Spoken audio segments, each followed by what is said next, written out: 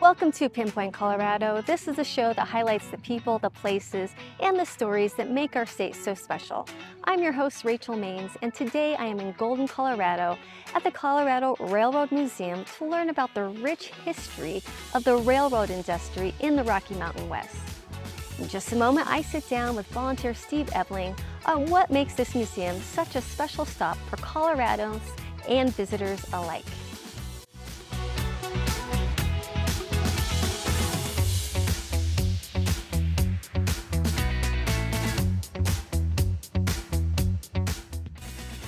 So thank you, Steve, for this interview, and it's exciting. We used to work in radio together. You come to the radio station to make pancakes for all of us. We love that, of course. I was kind of expecting pancakes here, but you know. Oh, well, I'm sorry. You need to call ahead. All right. But this is a great thing that you're doing as a volunteer. Why did you decide to come here and volunteer? I've been a train nut all my life. I was born and raised in a town back in Pennsylvania that was synonymous with railroading, and it was everywhere you went, and so it just stayed there. Once I came to Colorado and eventually heard of this place and the fact that it's so largely volunteer based. Yes, there is paid staff to lead a museum, obviously, but we have close to 330 some volunteers here in all aspects of running the museum. So I came a running. Yeah, and the railway, really shaped Colorado and its history. I'm sure you just love talking about that in the story. You'll hear it said, no matter where you go in this country, the railroads made the nation, but in Colorado, it was even more so.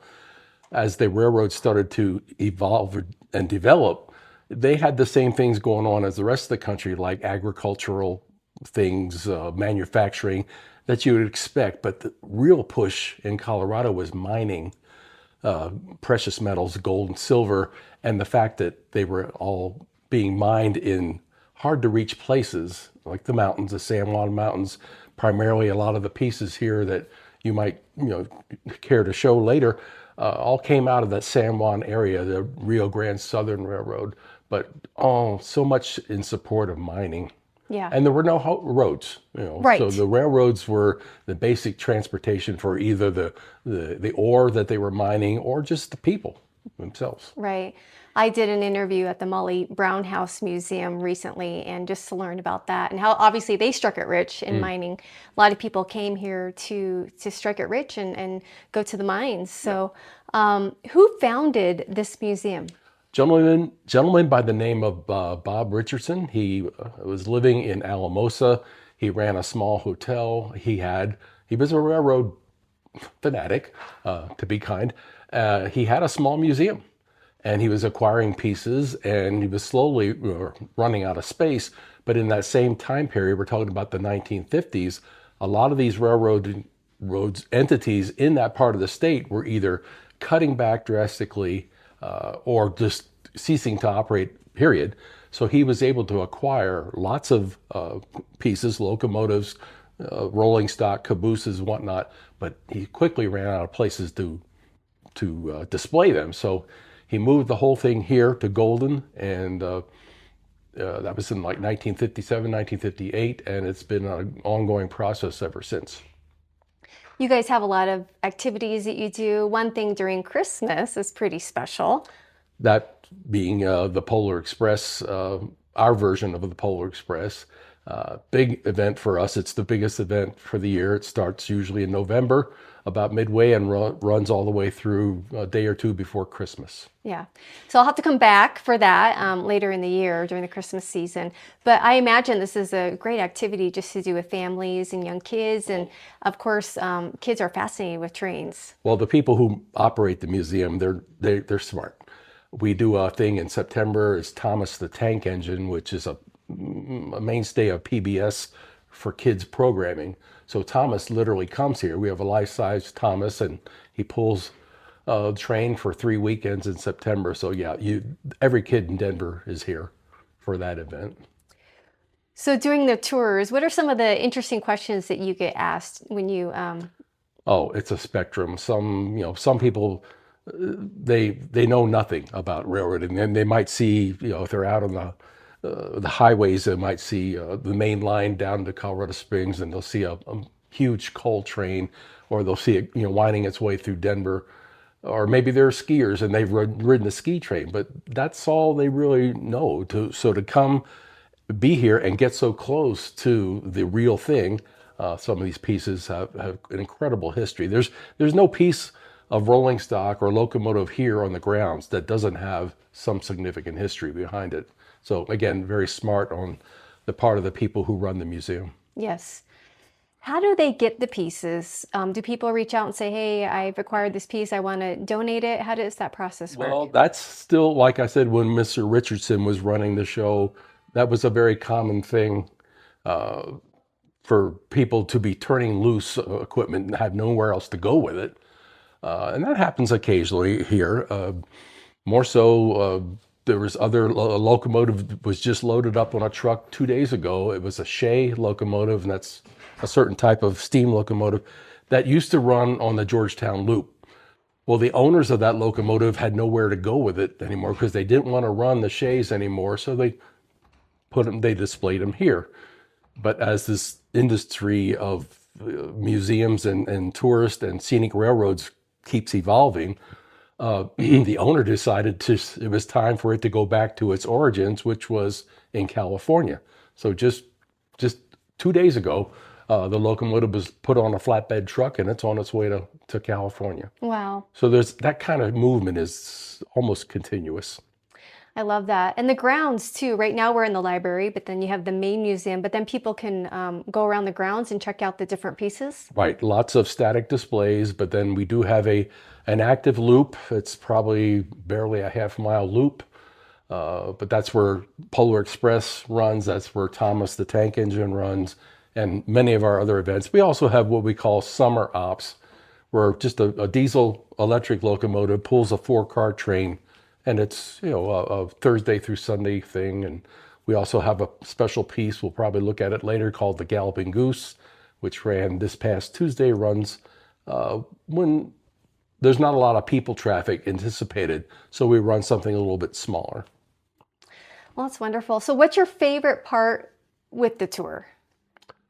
The history, I guess. Well, the technological aspect of it, because there is, technology relating to railroads. Yes, and in the late 1800s and the early 1900s, everything was steam, but it eventually, technology evolved to diesel electrics, which is still the prime technology of the day, and they just keep refining it, making it more powerful, more efficient, that kind of stuff.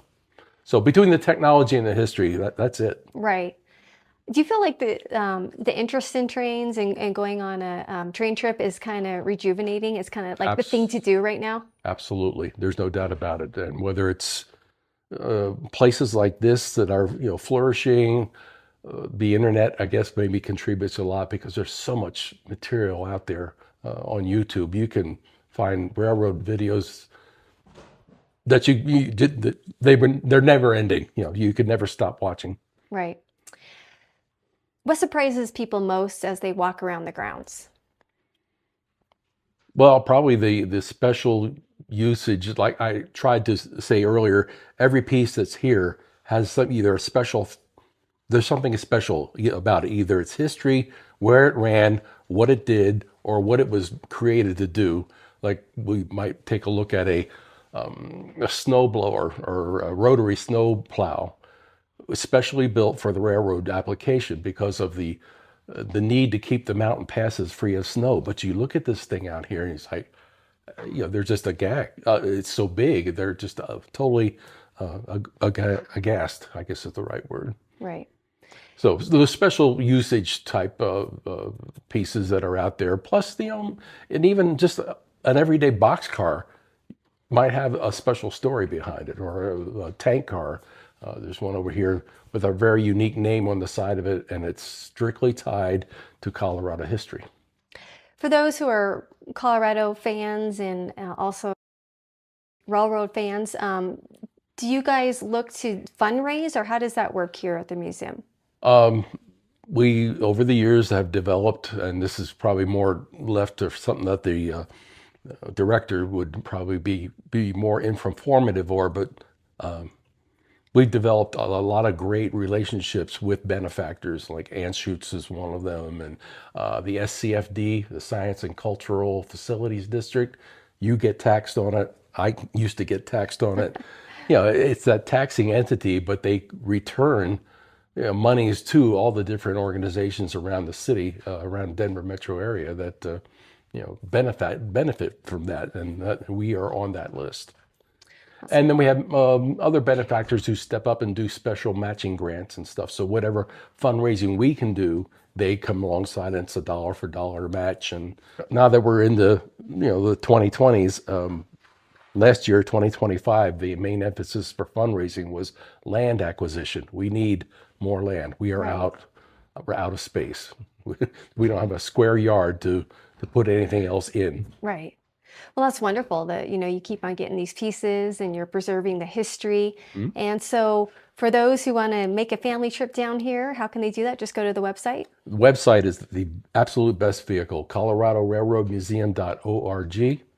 And they're very good about keeping our calendar right in front of you, so you always know what's going on, within a week or two, and make plans for, especially the big events like Thomas or Polar. Right. Ticketed events, I guess. Yeah. Well, this is great. This is just a really unique, even for the singles to come down and take a look and learn some history. And then also for the families, of course, and having just events that you wouldn't really necessarily think to do. But I would highly recommend our listeners to definitely do a lot of bus check tours in that season. I love to walk the parking lot in the summertime to see all the out-of-state plates in the parking lot. So then when people are passing on through Colorado, they're like, oh yeah, we're going to check that out. So they make a point to come down here. They do. That's great. Well, thank you so much, Steve. We miss you at the radio station, but so happy that you're here volunteering and just doing what you love to do and your passion. Thank you, Rachel. What an incredible look at the Colorado Railroad Museum and all the rich history that is preserved right here in Golden. To plan your visit and learn more, go to coloradorailroadmuseum.org.